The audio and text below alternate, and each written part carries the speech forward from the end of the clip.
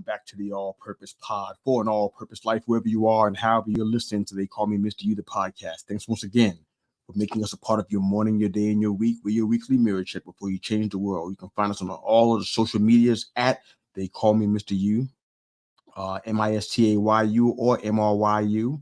If you're looking for us on Twitter or X, that's where you can find us. And of course, all of our audio podcasts are available wherever you enjoy your podcasts, Apple Podcasts, Spotify, Pandora, iHeartRadio, etc. We're there. Of course, our audio and video on our YouTube, full episodes on our YouTube channel at They Call Me Mr. You. Thank you for your support. Please like, share, and subscribe there. We definitely would appreciate the support. I want to chat with you guys real quick. It's been on my heart for a little bit, but I want to kind of get into it a little bit while we had time together. And by the way, miss you guys. It's been quite a while since I got on like this. We have episodes flowing and we got videos flowing all over our YouTube channel and social media, but I haven't gotten a chance to sit down and do some of the teaching and chatting with you guys in several weeks. So it's been really good to get back with you guys. So thanks for indulging me in this time, and let's go ahead and jump into it. There's one thing that's kind of been on my heart. I've been noticing a lot of emphasis on from people who are so inclined, believers, if you will, that they have an emphasis on things that are perishable. You know, that's really a dangerous place to be for a lot of reasons, but because the Bible teaches us that the things that we see don't matter as much as the things that we don't see. The visible isn't or shouldn't be a priority over the invisible. A lot of us, and you know what, it's not even just about people who are religious in nature or faith-filled, but just people in general. We seem to be focused on some of the wrong things. This isn't a commentary on that per se. I'm not here to try to change the world in that aspect, but it seems to be that we're focused on the wrong things. We're fighting battles that we shouldn't be fighting. We're throwing darts at things that shouldn't be a target for us. We're pressing our way into places that we shouldn't even be. And it's sad to see it because it's a waste of time, it's a waste of energy. And what it does is it redirects you to a degree that it's really hard to come back from. And then you have to try to fight back through where you shouldn't be to get to the place where you should be. I mean, conflict is going to happen in life, but it's really unwise to use your time wisely, especially when you don't, or you're not in charge of that time measurement. You don't get to determine how much you have and how much you can use and how much is portioned out to you. And I think that's part of the frailty of life. We're here a moment and then we're gone the next. We don't know when our quote unquote time is going to be. And anybody that thinks in that on that realm, you definitely want to try to manage your time wisely and do the very best you can with the resources and time and outlets that you have, because there's a time going to come when you can't do that anymore. You won't have the capability or the bandwidth to do some of the things you may be able to do right now freely. And time and chance happens to everyone. The Bible teaches us that. But, you know, I've been thinking a lot about where we put our time and our investment and what we use that we've been given or what we don't use that we've been given. And what comes to mind is an awesome quote from our former mentor who's dearly departed. He's gone on to be with the Lord by the name of Dr. Miles Monroe. I've used this quote on many times on many episodes on this podcast. But I want to go ahead and run it by you guys again so you can hear it. I want it to be fresh in your minds as we get into what we're going to talk about today.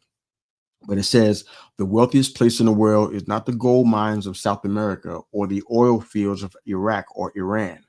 They are not the diamond mines of South Africa or the banks of the world. The wealthiest place on the planet is just down the road. It is the cemetery. Check that out now. It's the cemetery. There lie buried companies that were never started, inventions that were never made, best-selling books that were never written, and masterpieces that were never painted. I'm gonna read that part again to you. The wealthiest place on the planet is just down the road. It is the cemetery. There lie buried companies that were never started, inventions that were never made, best-selling books that were never written, and masterpieces that were never painted. In the cemetery is buried the greatest treasure of untapped potential. When I was growing up, the word potential, I thought it was a good thing. But when I read this, I understand that potential is something that you could have done that you didn't do. You had an opportunity to fulfill it, but you didn't. And it went when you went. And potential is no longer a good word to me. Now it's a dirty word. I think we want to try to live our lives, especially those that are so inclined and faith filled, or people who just have a desire to make the world a better place than what it was when they were growing up or when their parents were growing up, make things better for people. I think that the word potential is something that we don't want to be left with, saying that we did all we could, but we didn't do enough, or we didn't do enough of what we could have done that we had the ability and capability to do. So potential for me is a dirty word. I don't want anything to be left on the table. I want to live my life empty, having poured out everything that was inside of me. That could just be me, but I wanted to share that with you guys. But one of the things that came to mind also was those old movies. I mean, they're really popular for a reason, and people don't really understand why they're so popular. Like movies about Vikings and TV series about Vikings are rapidly popular. Old gangster movies on the scale, on the Hollywood scale of, I guess, box office money that's come in. Those old gangster movies are really high. They've come, I mean, movies like Goodfella and Scarface, they have raked in the dollars. Old movies about, or old TV shows about the Wild West with outlaws and trying to get buried treasure and pirates and things of that nature, like Pirates of the Caribbean, for example. These things rake in the dollars, and they always have thousands upon thousands of millions upon millions of eyes on their products. Why is that important? Why do you care about that? It's because there's something in these movies that is central to who we are as human beings. It's not just entertainment. There's something in it that speaks to who we are as people. Most of these movies that are so wildly popular in this vein, even look at the ones with the recent treasure movies with Nicolas Cage. They were rapidly popular because no, there isn't anybody that doesn't want to find the treasure. We get on this chase and this quest and this journey, whether it be Indiana Jones, the list goes on and on, because inside of us, we all want to find that treasure. So it's easy for us to watch these movies and TV shows and get with the chase, get into the flow and the rhythm and follow this journey and get engaged and locked into it for 2 hours or however long the movie or TV show is, because we all want to find the treasure. For us, I think it's important to find the treasure within as opposed to the buried treasure, whether it be gold, silver, or whatever it is that the outlaws or the pirates or the gangsters or the Vikings are looking for. Usually, and we see it played out also in the world of cinema and art, when those kind of treasures are found, those earthly treasures are found, what actually changes about the person? Usually, it's a negative change. They become more boisterous. They think of themselves a lot more higher than they should. They look down on other people. They think of themselves as privileged and everybody else is like dirt. Or they are unable to handle the pressures of having the treasure like that. People wanting it from them, people wanting a piece of their pie, people who are related to them that want to get a piece, think they earned it or they think it's owed to them in some way because you have it. They think they have earned a piece somehow just because they're connected with you or related to you. Some people just don't know how to handle it and they lose it all in record time because they don't have the management skills or the prudence or the ability to steward what they've been given. So most times those kind of treasures and finding those come with a negative result. I'm talking about a different kind of treasure though. I'm talking about a different kind of treasure, the kind of treasure that matters, the kind of treasure that lasts beyond where we are right now and how we're living right now in this human realm. Now, we got scriptures that teach us about these kind of treasures. Matthew 6:19 says, "Do not lay up for yourselves treasures on earth where moth and rust destroy and where thieves break in and steal." It's a crazy way to live. Imagine that in your home, you have one of the greatest treasures known to man, and you know that everybody in the world wants it. If they knew that you had it in your house, they would do all they can to get it, or try to find some way to pry it away from you for their own monetary gain. Think about the stress you'd have because you know you got something so valuable that everybody else wants, and if they can get it from you, they would. Imagine the pressure and the strain of having to live with that all your years on earth. Well, the good news is that you don't have to deal with that. Most of us don't have that kind of treasure in our home. The good news, even better news, is that we have a treasure that really matters. 2 Corinthians 4:7 says, but we have this treasure in jars of clay to show that the surpassing power belongs to God and not to us. That power that we're talking about, that jars of clay, is us as a human body. We have a treasure inside of us, a power and authority that's inside of us that has the ability to change the world. That's where the mantra for this show came from, to go change the world, because we have the ability inside of us already. We have the power and the authority inside of us already to actually change the world that we live in and change it for the better. We have that kind of mountain moving, groundbreaking authority and power inside of us. And it's better than gold. It's better than silver and platinum and precious pearls and precious jewels. It's the power of God that changes everything. It can have the ability to change anything. When you hear terms like mantle, what do you hear? A mantle is an important role or responsibility that passes from one person to another. A spiritual covering to do an assignment on earth. It's what you do with the grace of God. Grace is something that is not eternal. It lasts for a period of time and then it's gone. We're here under grace. That's why we can't expect to live 500 years on this earth. We have a certain amount of time that we have, and then it's over. Some people's time's a lot shorter because of how they live and what they put into their bodies, etc. But we understand that. But we have a certain amount of time to live. We have a responsibility that's been passed over to us. There are people in our family, even in my own family, that have had big roles and responsibilities, and they passed away without completing them. Perhaps you have somebody in your family that had done the same thing. They had a role and responsibility, a calling, if you will, that it didn't complete, they didn't finish.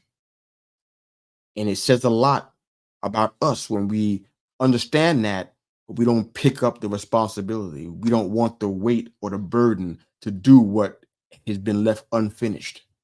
I tell you what, man, we got a lot of unfinished work around us.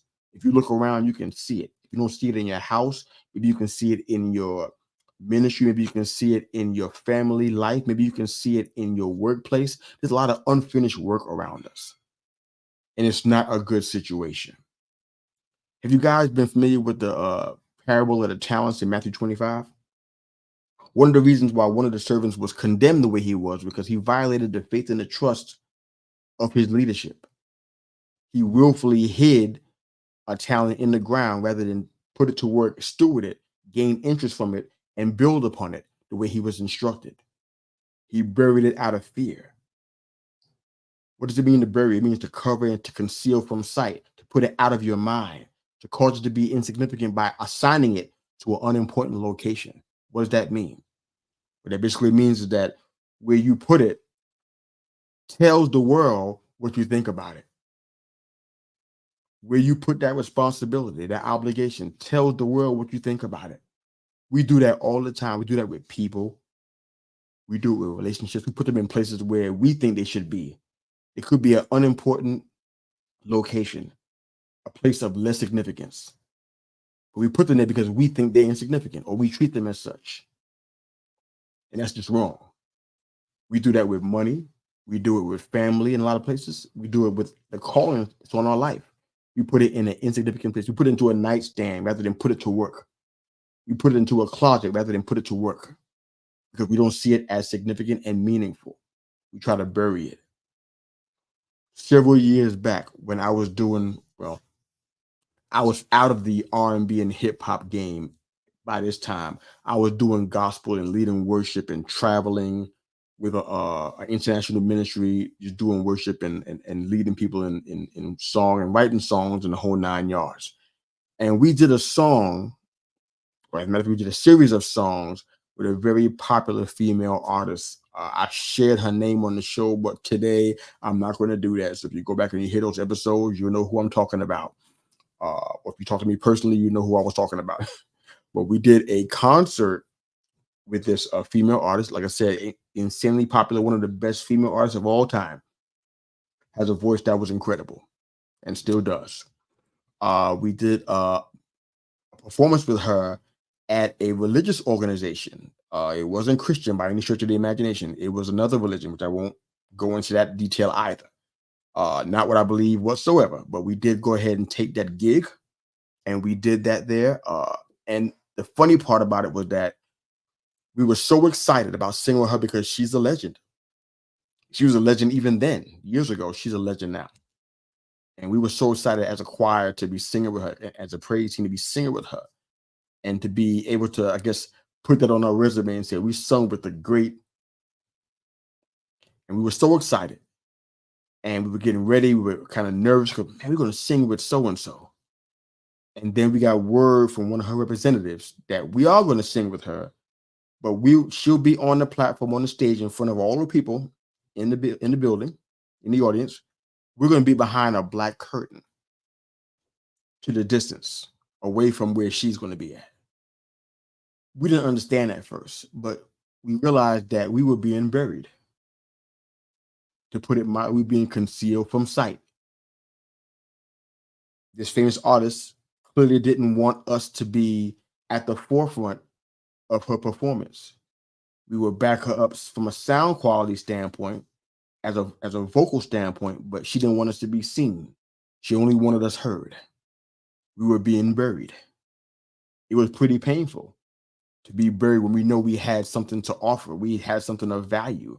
We were good at what we were doing. We were traveling up and down the coast, and we knew what we were doing. And we were being buried. And it's like, that's exactly how the Lord feels when He's giving you a resource. He's giving you a faith, a trust. And we put it in the background and hid it from sight, as if we were ashamed of it, as if it didn't matter to us that we had it. So think about that kind of stuff. I mean, it was almost an act of defiance. Isn't it amazing that somebody can be so defiant, saying, I would not do this, so I would not do that? When a child does that, the first thing we want to do is whip them into shape. We want to whip them into shape and quickly correct the behavior with emphatic action. But when we do that, when we're defiant, when we're defiant against God and say, you know what, I don't want to do that. That's not how I'm feeling right now. I don't think that's for me. We fancy God to be okay with our defiance because He knows our heart. It's utter nonsense, but that's what we do. It's an act of defiance to bury what resources you've been given, what resources and ability you've been given. So I don't know who I'm talking to. I don't know if this means anything to you at all. But if this is resonating with you at all, I ask you today, please don't bury the talent that you've been given. Don't take people and relationships that are meant to be valuable to you, to be important to you, not because of what it does for you, what level it puts you on, or how it elevates you, but because you have somebody in your life that is a sounding board, that is a blessing to you, that is a shoulder for you to cry on, that means something for them to be in your life. Don't bury them out of sight and put them out of your mind. Cherish that. They're treasures in your life. It's another example of a treasure that we're talking about right now. They are a treasure in your life. So treat people well. Treat opportunities well. Treat chances to be in a spotlight on a platform that you didn't earn. Treat them well. Treat the opportunity right. You never know when you're going to have it again. But for all intents and purposes, you've been given a treasure, excuse me, and potential is untapped. But now it's time to tap into it. Don't let it go to the grave and nothing comes of it. Take advantage of the opportunity. Unbury the buried treasure. Live out loud. Unbury the buried treasure. Don't violate the trust and the faith that's been put in you and the confidence that's been put in you to live out loud and walk in the resources and the ability and the talent that you have. Don't put it behind a black curtain. Don't dig it into the ground and cover it up. Let it shine, let it flow, and be who you're supposed to be. Be who you're designed and made to be. Hope that made sense to you. I really hope you enjoy the music as we close out. Have a great day.